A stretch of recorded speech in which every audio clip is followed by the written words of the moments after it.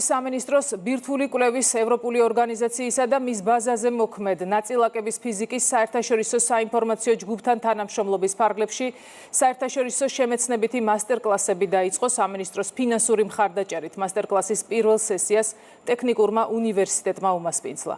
მასტერკლასების მიზანს წარმოადგენს მეცნიერების, ინოვაციების და ტექნოლოგიების პოპულარიზაცია, ახალგაზრდა თაობების მოზიდვა და დაინტერესება ფუნდამენტური კვლევებით.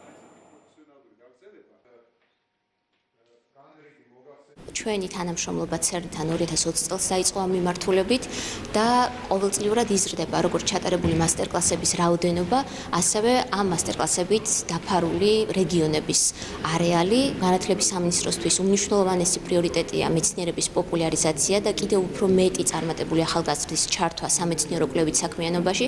შესაბამისად, სამინისტრო განაგრძობს ახალგაზრდა მეცნიერთა მხარდაჭერას. ძირითადი დანიშნულება აი ამ მასტერკლასების არის ახალგაზრდებს აჩვენოს ის შესაძლებლობები, რესურსები, პოტენციალი, რომელიც მათ ექნებათ იმ შემთხვევაში, თუ STEM და ტექნოლოგიების მიმართულებით მეცნიერებაში გააგრძელებენ თავის სამომავლო კარიერას. ძალიან აღფრთოვანებული ვარ დღევანდელი მასტერკლასით. ეს იყო ბირთვული ინჟინერიის ლაბორატორია და წელს უკვე კონკრეტულად ვისწავლე, რა ხდებოდა შიგნით, რა სიკულევდნენ, როგორ ხდებოდა გამოკვლევა.